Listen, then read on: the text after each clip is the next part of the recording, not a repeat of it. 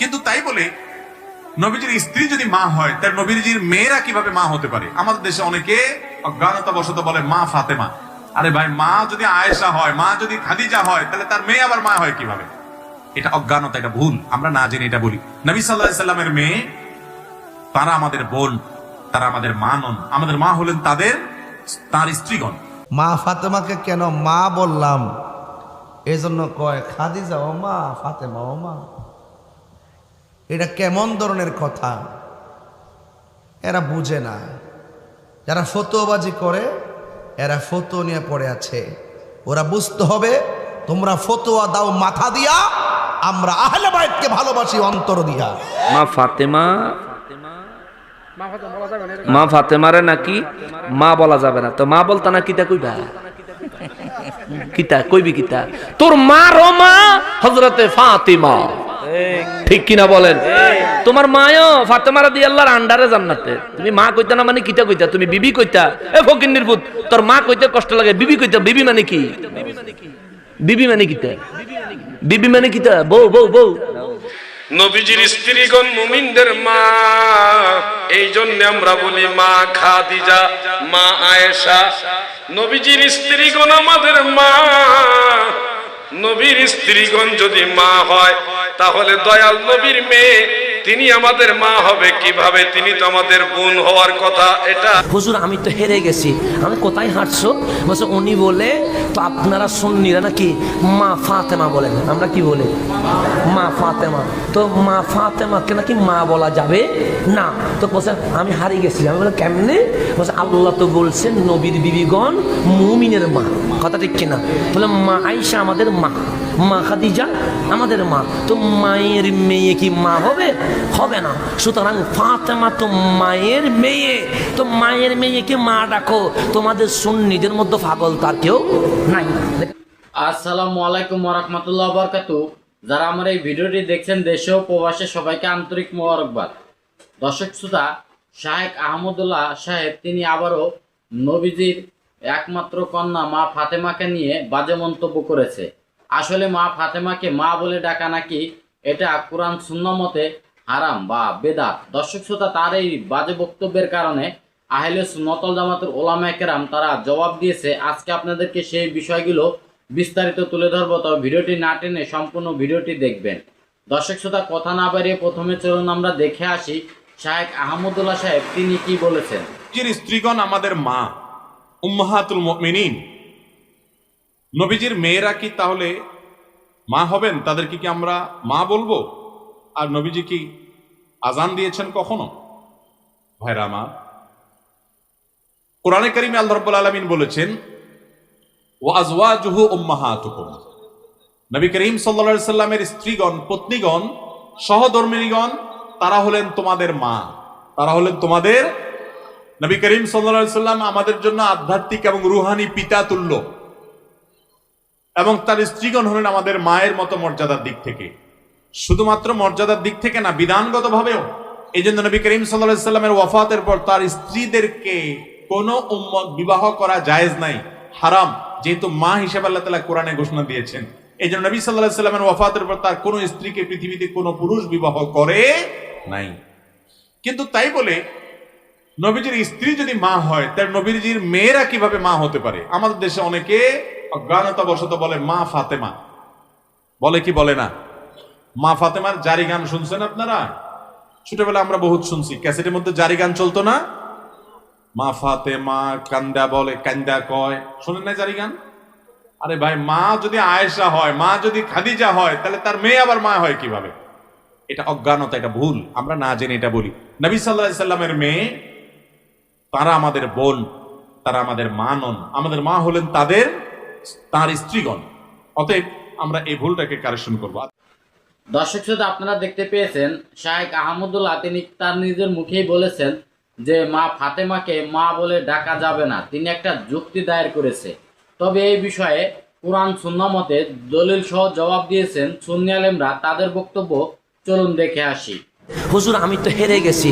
আমি কোথায় হাঁটছো?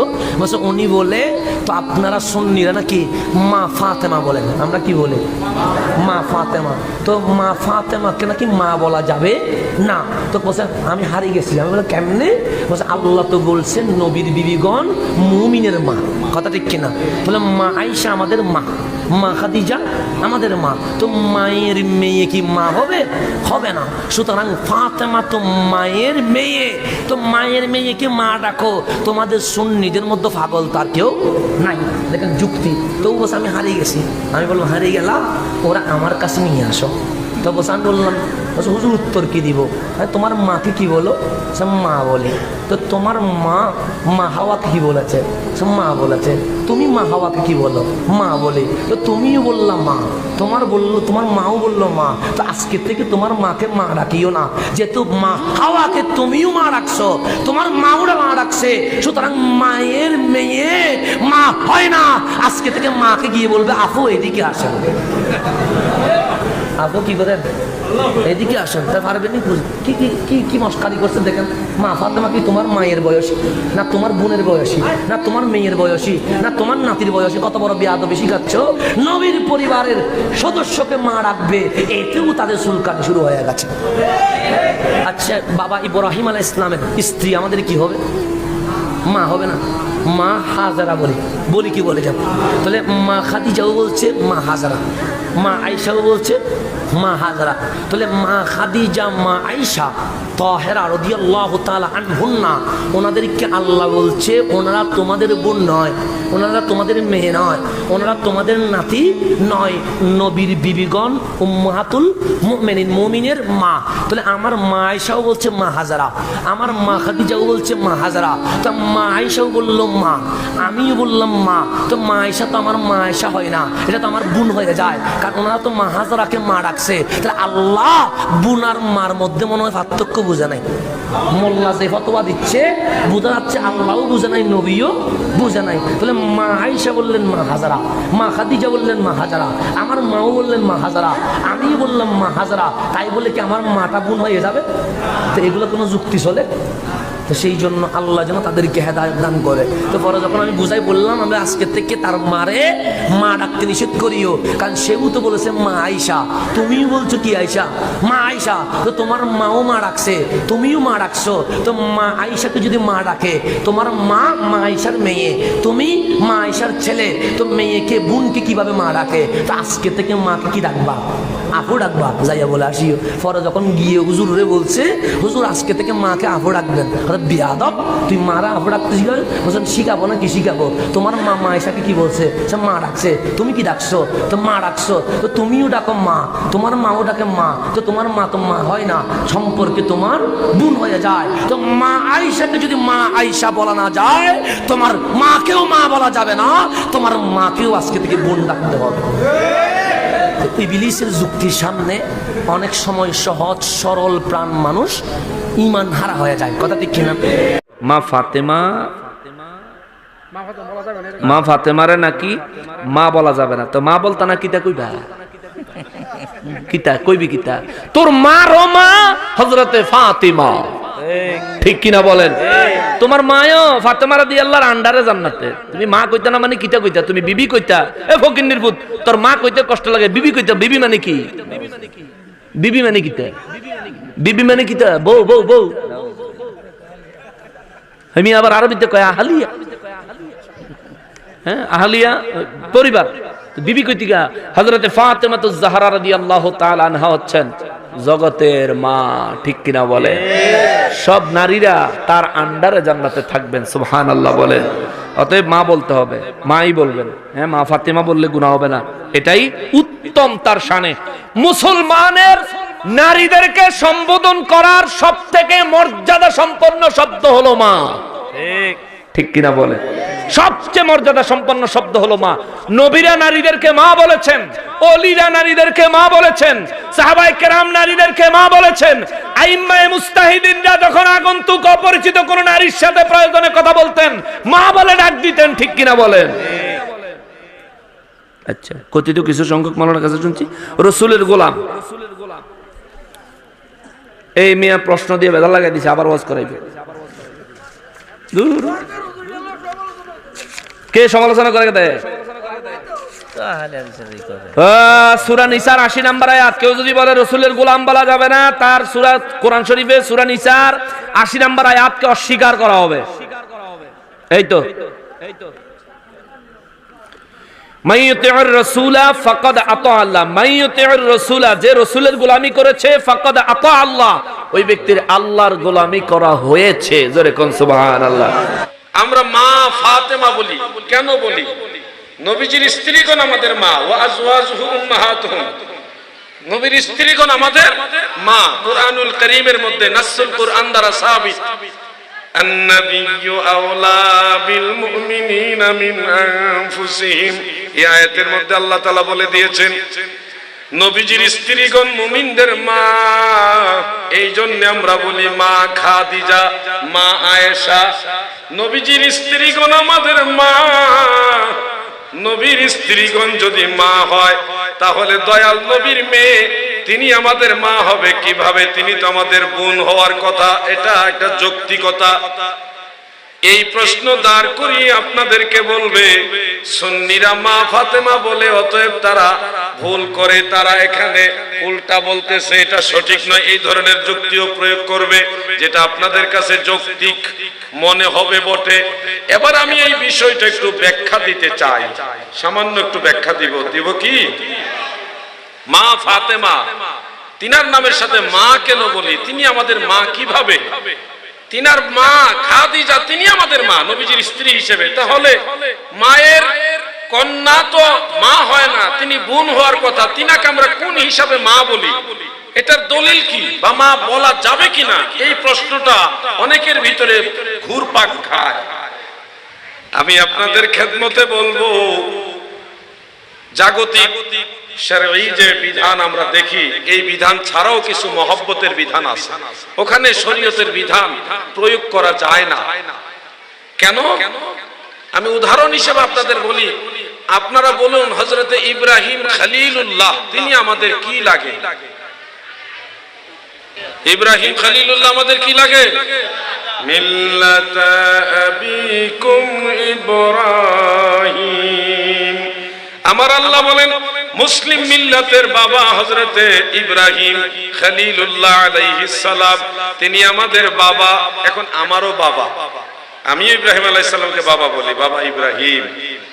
আমার আব্বা জান তিনিও বলেন বাবা ইব্রাহিম, আমার দাদা জানও বলতেন বাবা ইব্রাহিম, আমার সন্তানও বলবে বাবা ইব্রাহিম। এখানে আমার বাবা যেহেতু হযরত ইব্রাহিম আলাইহিস সালামকে বাবা ডেকেছেন, আমি কি দাদা ডাকার সুযোগ আছে?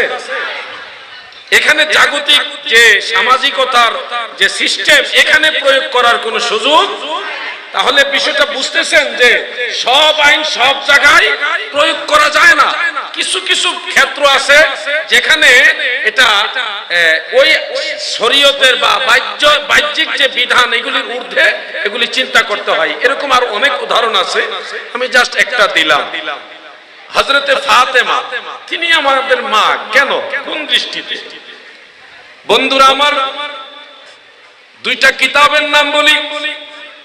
একটা হলো তারিখে ইবনে আসাকির, আরেকটা হলো লা মাযহাবী, যারা তাদের বড় শেখ, বড় ইমাম কাজী শাওকানি, তিনার লেখা একটা কিতাব নাইলুল আওতার। এছাড়াও আর অনেকগুলি কিতাবে আমি এই রিওয়ায়াতটা পেয়েছি। এটার সনদ জাইয়্যিদ, অতি উত্তম সনদ। আল্লাহ রাসূল সাল্লাল্লাহু আলাইহি ওয়াসাল্লাম, আমার দয়াল নবীজির একজন দাসী ছিল, ওনার নাম হলো উম্মে আইমান। নাম কি? উম্মে আইমান সম্পর্কে আপনারা জানা আছে নিশ্চয়ই, নবীজির প্রস্রাব মোবারক পান করছিল, জানা আছে না আপনাদের? তাবারানীর মুআজামুল কবীরের মধ্যে উল্লেখ আছে বিশুদ্ধ সনদে। রাতের বেলায় পানির পিপাসা লাগছে, খাটিয়া মুবারকের নিচে গিয়ে দেখে একটা পাত্রের মধ্যে পানি মতো কিছু দেখা যায়, তো সেটা পানি মনে করে উনি পান করে ফেলেছেন।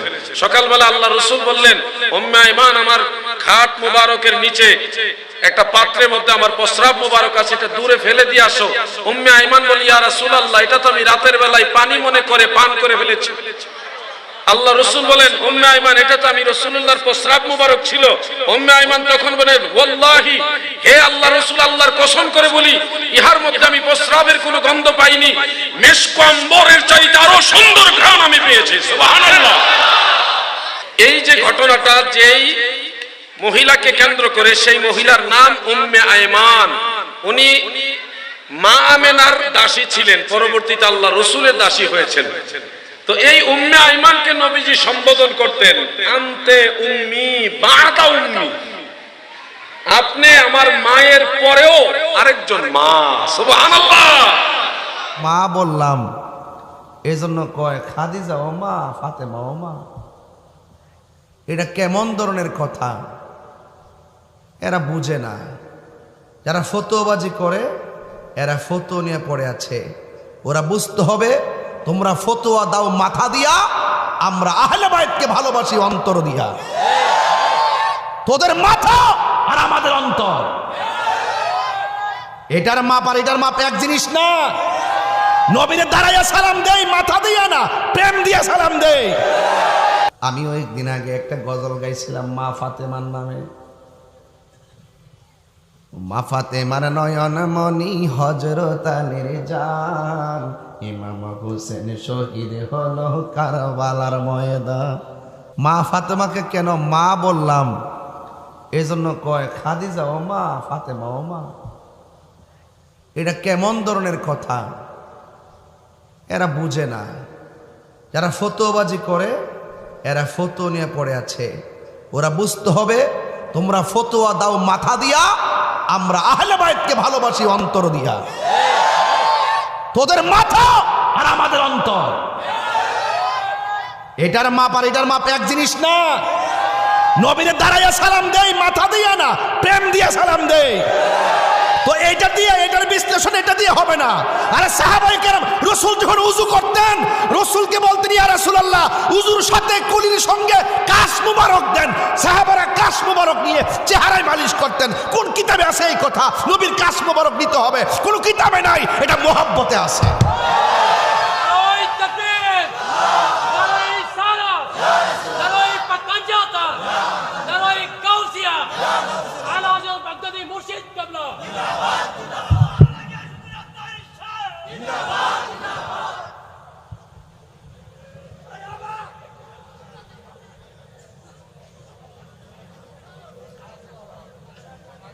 আপনার মনে হয় আমার ওয়াজে অসন্তুষ্ট? দেখলেন যে ভালো কথা বললো হাসেন, এটা গুরুত্বপূর্ণ, আল্লাহর কাছে দোয়া চাইতেছি, এটাও হাসতেছেন। ইয়ার কি না? আল্লাহ আপনাদেরকে হেদায়েত করুক। আনন্দ ভালো, যে আনন্দ বেদনা ডেকে আনে সে আনন্দ প্রয়োজন নাই। এই আনন্দগুলো ওই যে মাঝে মাঝে যে কিছু উল্টাপাল্টা অবস্থা, স্থান, কাল, পাত্র, ভেদ বুঝেন না, হাসি দেন, এতে আসামি হয়ে যাবেন। এতে কি হয়ে যাবেন? আপনার ক্ষতি হবে। আমি যেই কথা বলতে চেয়েছিলাম, আমার কথাই বেজার হবেন না। মা ফাতেমাকে মা ডাকছি কি লেগে ফতোয়া দেয়, একমাত্র জন্মদাতা মার সাথে ছাড়া যদি আমরা নবী যদি রোহানি পিতা হয় তাহলে খাদিজা হলো আমাদের মা। ওকে, কিন্তু ফাতেমার কি ডাকতাম? কয়েকদিন হুজুর আফা ডাকতাম, মা ফাতেমার আফা ডাকতাম। ওদের মাথা কিছু আছে। নবীর আম্মাজানকে আমরা দাদি ডাকতাম। উম্মন শব্দটি, মা শব্দটি সম্মান সূচক একটি বাক্য। কথা বলেন ঠিক না বেটি? এখানে আমরা আমাদের জন্মদাতা মা হিসেবে যা বলি এটা তো অবশ্যই ঠিক আছে। আমরা বাতিজিকেও মা বলি, অপরিচিত একটা ছোট্ট মেয়েকে দেখলো মা বলি, বলি কি না? এটা আদরের ডাক, কিসের ডাক? দর্শক শ্রোতা, আপনারা দেখতে পেয়েছেন আহলে সুন্নাত ওয়াল জামাতের উলামায়ে কেরাম তারা কিন্তু স্পষ্টভাবে দলিল সহ এবং কি যুক্তি দিয়ে তারা কিন্তু বুঝিয়ে দিয়েছে মা ফাতেমাকে মা বলে ডাকা যাবে এবং কি নবীগণের স্ত্রীকেও তাকেও মা বলে ডাকা যাবে। এটা সরাসরি আল্লাহর ঘোষণা। দর্শক শ্রোতা, তবে আজকের এই ভিডিওটি এই পর্যন্তই। ভিডিওটি যদি ভালো লাগে অবশ্যই লাইক কমেন্ট শেয়ার করবেন এবং কি চ্যানেলটি সাবস্ক্রাইব করবেন। আল্লাহ হাফেজ।